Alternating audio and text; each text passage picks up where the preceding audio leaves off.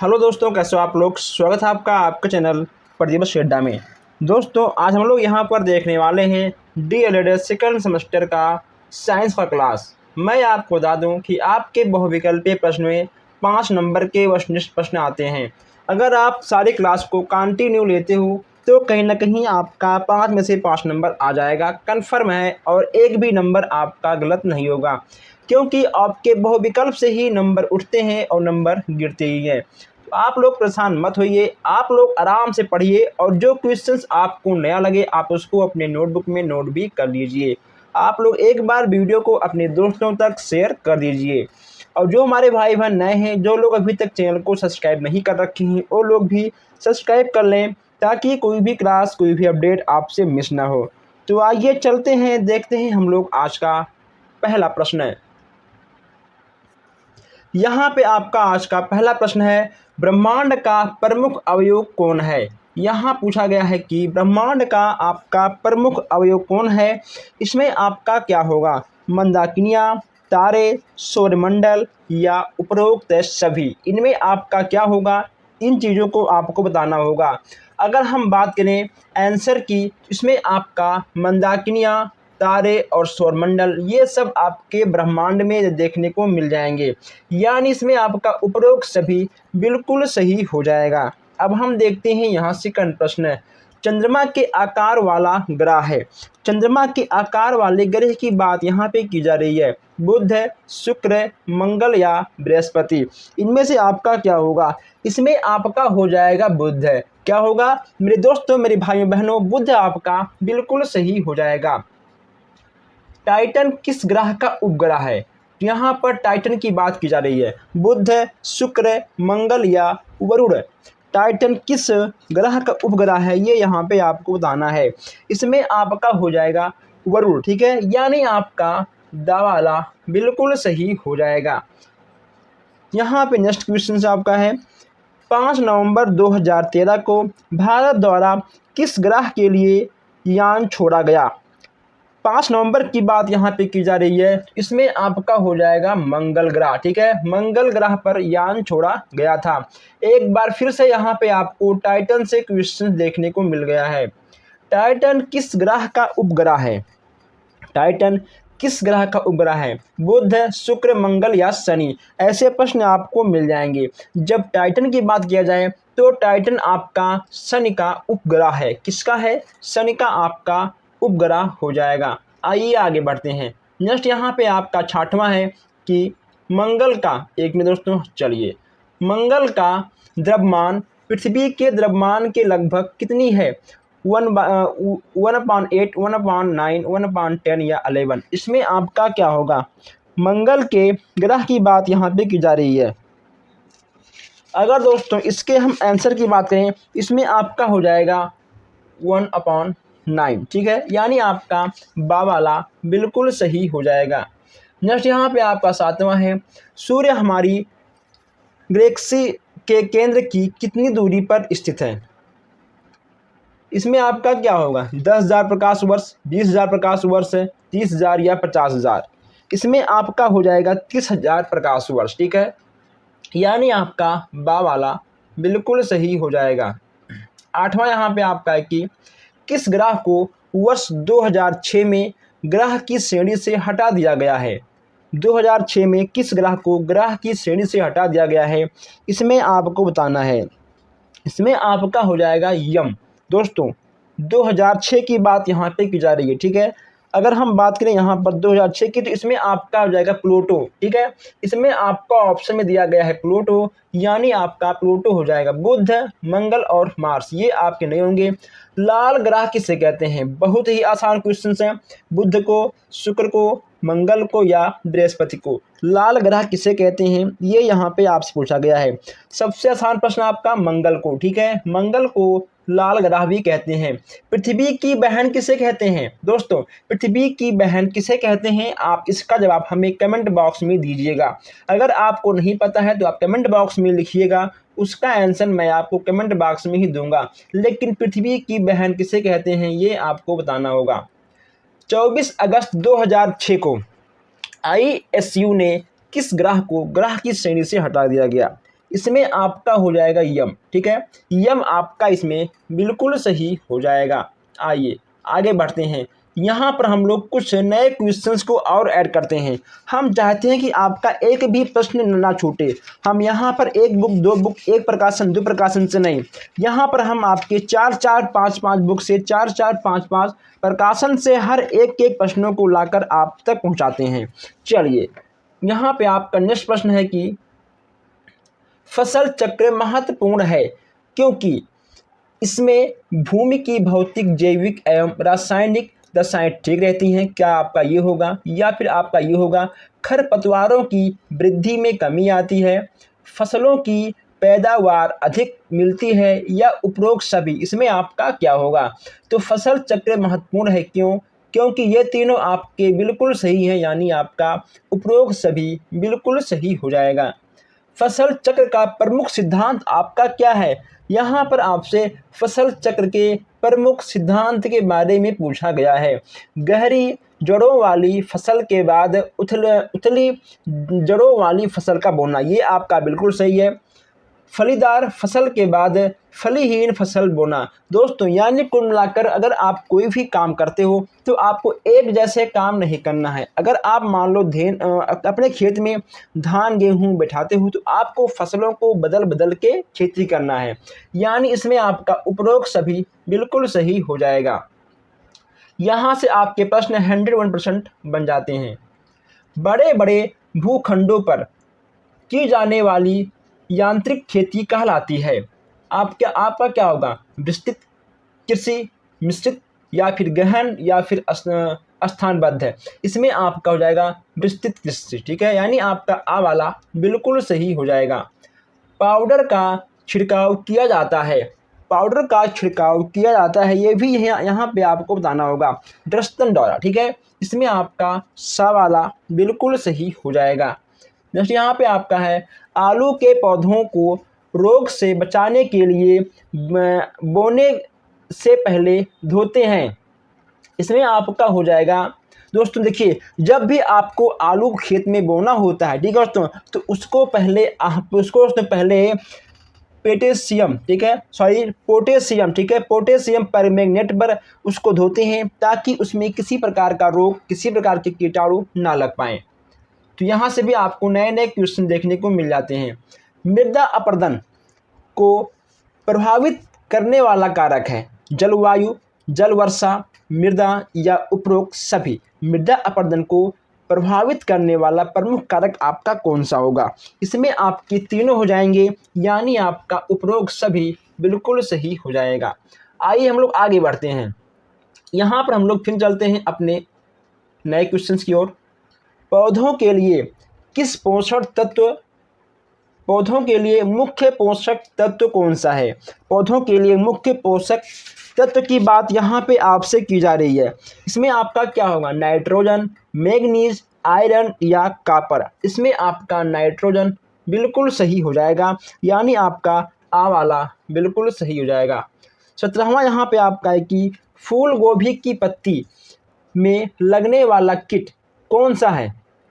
आरा मक्खी, गंधी कीट, पायरिया, या सफ़ेद मूंगा। इसमें आपका क्या होगा? यहाँ पर फूल गोभी की बात की जा रही है, तो जो फूल गोभी में आपके कीट लगते हैं इसमें आपका हो जाएगा आरा मक्खी। ठीक है, आरा मक्खी आपका बिल्कुल सही हो जाएगा। अधिक पानी चाहने वाला फसल आपका क्या होगा? देखिए दोस्तों, एक आपका लिपस्टिक है, ठीक है, एक आपका धान है। लिपस्टिक और धान को सबसे अधिक पानी की आवश्यकता होती है। बरसीन गेहूं को पानी की आवश्यकता कम होती है, लेकिन आपके लिपस्टिक के पेड़ और आपके धान के पौधे, इन दोनों को पानी की सबसे अधिक आवश्यकता होती है।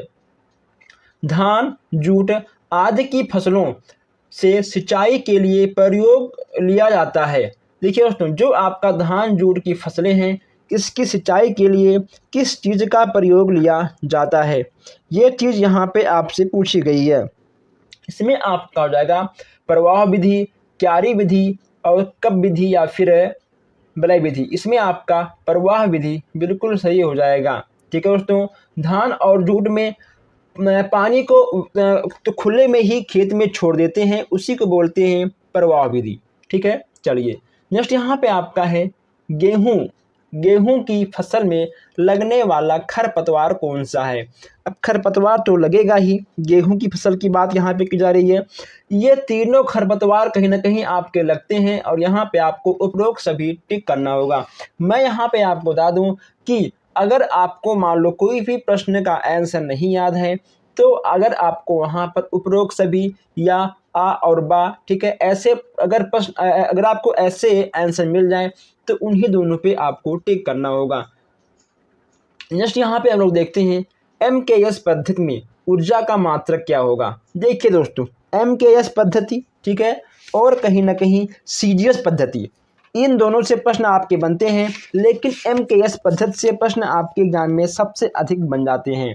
इसमें आपका क्या होगा, डायन सेमी अग्र या न्यूटन मीटर या फिर कैलोरी। इसमें आपका हो जाएगा न्यूटन मीटर। ठीक है, यानी आपका इसमें सा वाला बिल्कुल सही हो जाएगा। अब यहाँ देखते हैं 22वां प्रश्न।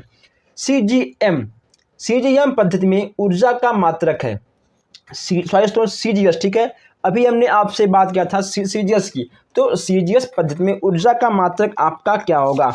अगर हम CGS की बात करें, देखिए ये आपका था MKS। ठीक है, कहीं ना कहीं हिंदी में थोड़ा सा दिक्कत होती है। इसमें था आपका MKS, इसमें था ठीक है आपका CGS, तो इसमें आपका हो जाएगा अग्र। ठीक है, इसमें आपका सवाला बिल्कुल सही हो जाएगा। स्थिर ऊर्जा का उदाहरण आपका कौन सा होगा, बताइए। 23 यहाँ पे आपका है। हमने आपसे पहले कहा था कि अगर आपको दिख जाए उपरोक्त सभी, आँख मूंदो और तुरंत आप उपरोक्त सभी पर टिक कर दीजिए। और यही चीज़ यहाँ पे आपका 24 पर भी फॉलो होगा। ऊष्मा देने पर ठोस पदार्थों की लंबाई में होने वाली वृद्धि उस पदार्थ का कहलाता है रेखीय प्रसार, क्षेत्रीय प्रसार, आयतन प्रसार या फिर उपरोक्त सभी। इसमें भी आपका दा वाला बिल्कुल सही हो जाएगा। ठीक है, दा वाला इसमें भी आपका बिल्कुल सही हो जाएगा। चलिए आगे बढ़ते हैं। किसी विधि में ऊष्मा पदार्थ के एक कण में से दूसरे कण में जाती है। इसमें आपका क्या होगा, संचालन में, संघनन में, विकिरण में या इनमें से कोई नहीं। इसमें आपका दा वाला बिल्कुल सही हो जाएगा। ठीक है, इनमें से आपका कोई नहीं होगा। आइए अब यहाँ पर हम लोग कुछ और नए प्रश्न देखते हैं। ऐसे प्रश्न आपको सब जगह नहीं मिलने वाले हैं, इसलिए मैं कहता हूँ कि आप लोग चैनल को सब्सक्राइब कर लीजिए और प्लस आप लोग वीडियो को शेयर भी कर दीजिए। आइए दोस्तों, चलिए शुरू करते हैं हम लोग। यहाँ पर वे पदार्थ है जिनमें से प्रकाश सरलता से पार हो जाता है उसे क्या कहते हैं, पारदर्शी, अपारदर्शी, अल्प पारदर्शी या उपरोक्त सभी। इसमें आपका क्या होगा, जब यहाँ पर पदार्थ की बात की जा रही है इसमें आपका हो जाएगा पारदर्शी। ठीक है, यानी आपका आ वाला बिल्कुल सही हो जाएगा। नेक्स्ट यहाँ पे आपका है कि किसी वस्तु की कार्य करने की क्षमता होती है उस वस्तु की ऊष्मा पर, ऊर्जा पर, चाल पर या इनमें से कोई नहीं। इसमें आपका हो जाएगा ऊर्जा पर, यानी आपका बा वाला बिल्कुल सही हो जाएगा। नेक्स्ट यहाँ पे आपका है कि आकृत अथवा विनाश के आधार पर स्थित ऊर्जा क्या कहलाती है, गुरुत्वीय स्थित ऊर्जा, स्थित विद्युत ऊर्जा या इसमें क्या होगा आपका प्रसार या फिर चुंबकीय। इसमें आपका सा वाला बिल्कुल सही हो जाएगा। ये आपको प्रश्न अलग अलग बुक से, अलग अलग प्रकाशन से हर टाइप के प्रश्न यहाँ पे आपको मिल जाएंगे, लेकिन सारे प्रश्न आपके एक जैसे नहीं हैं, सब अलग अलग नए नए प्रश्न हैं। कोयला, पेट्रोल और खनिज तेलों में ऊर्जा किस रूप में संचित रहती है।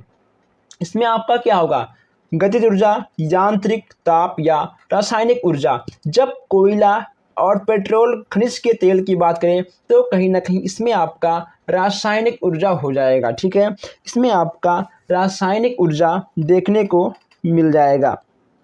चलिए आगे बढ़ते हैं। नेक्स्ट यहाँ पे आपका है कि पवन ऊर्जा, सौर ऊर्जा एवं जल ऊर्जा किस प्रकार का ऊर्जा है। पूछेगा आपसे एग्जाम में कि पवन ऊर्जा, सौर ऊर्जा, जल ऊर्जा किस प्रकार का ऊर्जा है, तो आप क्या लिखोगे, अनवीनीकृत ऊर्जा या फिर नवीनीकृत ऊर्जा, आ और बा दोनों या इनमें से कोई नहीं।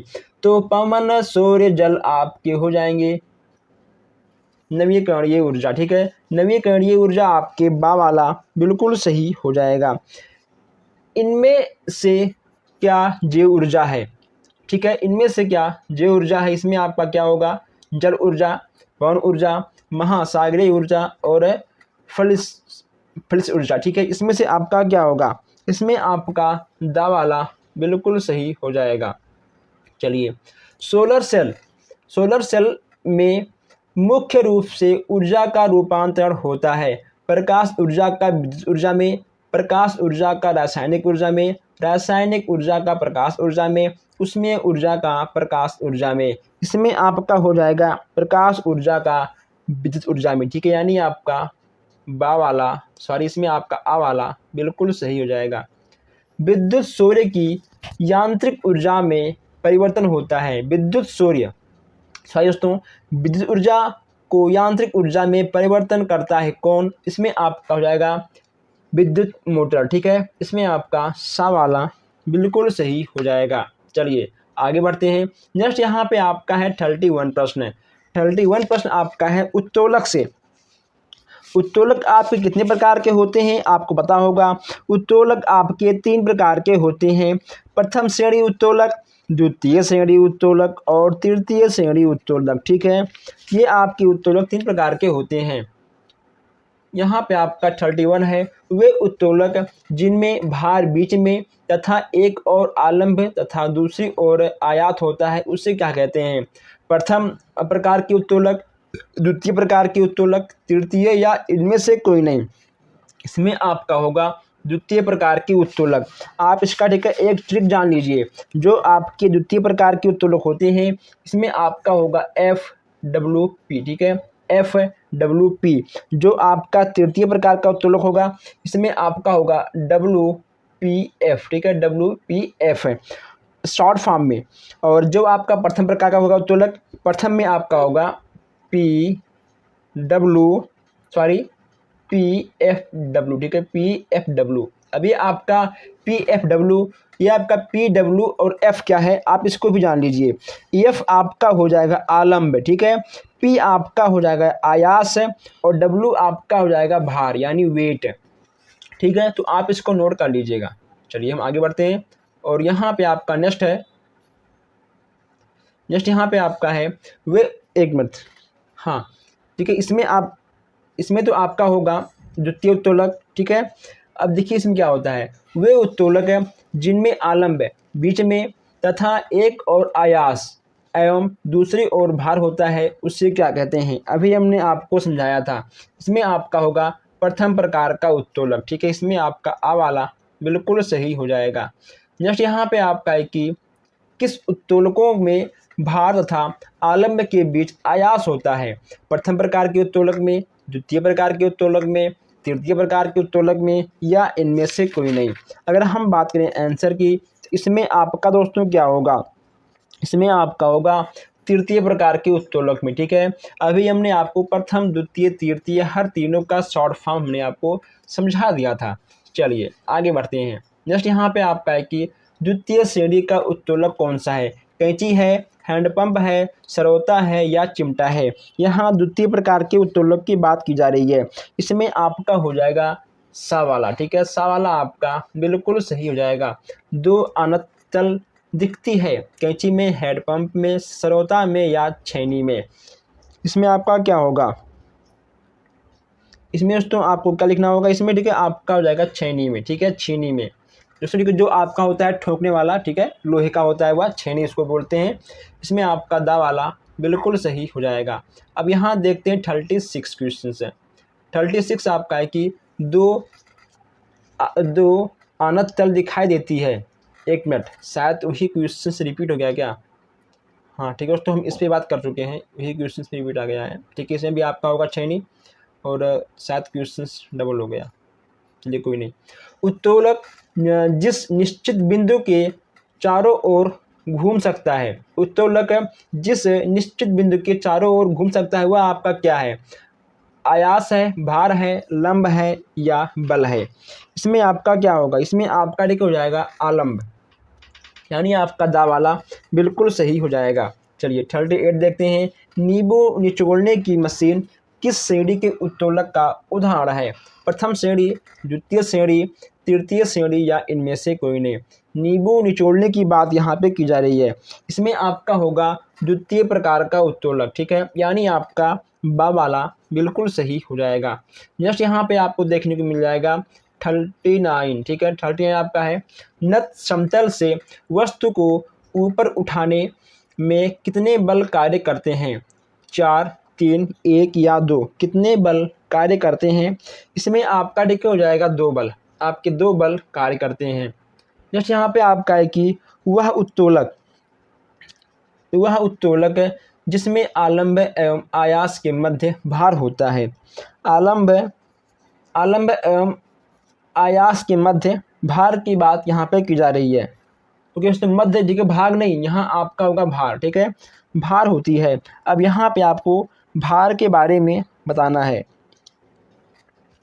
भार की बात यहाँ पे आपसे की जा रही है, तो इसमें ठीक है आपका क्या होगा, अगर दोस्तों हम बात करें आंसर की, तो इसमें आपका हो जाएगा कैंची, ठीक है दोस्तों। कैंची कहीं ना कहीं आपके पीछे और आगे दोनों प्रकार से कहीं ना कहीं आपके भार आ जाते हैं, ठीक है दोस्तों। चलिए अब हम आगे बढ़ते हैं।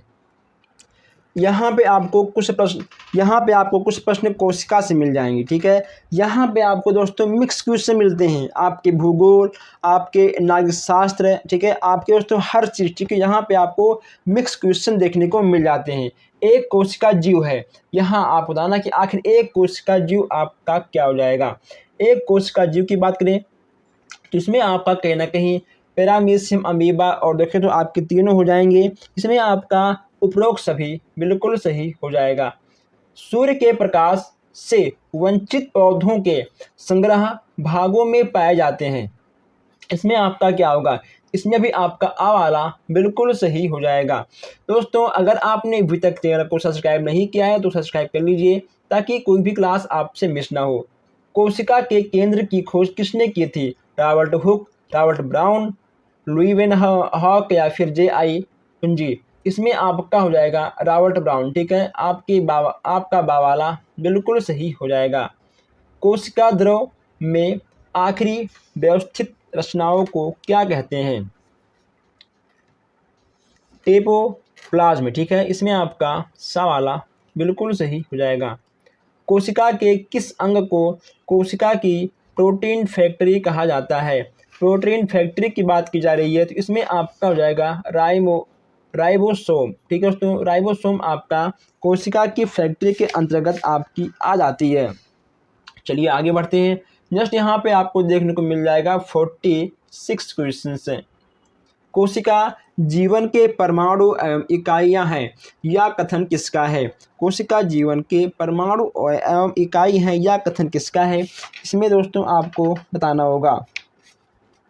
जीवन और परमाणु की जीवन और इकाइयाँ की बात यहाँ पे की जा रही है, ठीक है दोस्तों। चलिए आप लोगों ने इसका आंसर टिक कर दिया होगा। अगर आप लोगों ने अभी तक इसका आंसर टिक नहीं किया है तो आप लोग जान लीजिए इसका आंसर आखिर क्या होगा। यह कथन आपका है, ठीक है, ग्रे का, यानी आपका सा वाला बिल्कुल सही हो जाएगा। लाइसोसोम की उपस्थिति का सर्वप्रथम किसने पता लगाया? लाइसोसोम की उपस्थिति का सर्वप्रथम किसने पता लगाया? इसमें आपका हो जाएगा डी दुबे, ठीक है दोस्तों, आपका सा वाला बिल्कुल सही हो जाएगा। नेक्स्ट यहाँ पे आपको देखने को मिल रहा है कि पौधों में सूर्य के प्रकाश से वंचित संग्रहण भागों में पाया जाता है। इसमें भी कहीं ना कहीं आपको नया क्वेश्चन देखने को मिलेगा, इसमें भी आपको बताना होगा। इसमें आपका उपरोक्त सभी है, यानी आपको कुछ भी नहीं करना है, आपको उपरोक्त सभी पर मानना है, ठीक है, यानी ये तीनों आपके कहीं ना कहीं बहुत ही काम आ जाएंगे।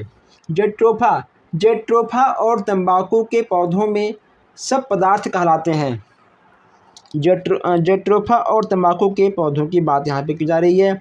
इसमें आपका क्या होगा? आश्रय उत्तक, ग्रंथिल उत्तक, आ बा दोनों या इनमें से कोई नहीं। इसमें आपका बा वाला बिल्कुल सही हो जाएगा, ठीक है। और यहाँ पर देखते हैं 50वां प्रश्न है। आप यहाँ पर 50वां क्वेश्चन कि जिन जंतु ऊतक की रुधिर कणिकाओं का निर्माण होता है, किस सॉरी दोस्तों किस जंतु ऊतक, ठीक है, किस जंतु ऊतक में रुधिर कणिकाओं का निर्माण होता है? वासीय ऊतक, रंग ऊतक, कंकाली ऊतक या जालिकामय ऊतक? इसमें आपका हो जाएगा जालिकामय ऊतक, ठीक है, यानी आपका इसमें दा वाला बिल्कुल सही हो जाएगा। इसमें आपका दा वाला बिल्कुल सही हो जाएगा। अगर आपने अभी तक चैनल को सब्सक्राइब नहीं किया है तो सब्सक्राइब कर लीजिए, ताकि कोई भी क्लास कोई भी अपडेट आपसे मिस ना हो। तो दोस्तों आज हम लोगों ने यहाँ पर 50 क्वेश्चन देख लिए हैं। अब हम लोग मिलते हैं इसके नेक्स्ट क्लास में, ताकि कम क्लास में कम टाइम में आप अधिक जान पाओ, ठीक है। इसलिए यहाँ पर आपके 1.2 हो गए हैं और अब हम मिलते हैं आपसे इस वीडियो में। धन्यवाद।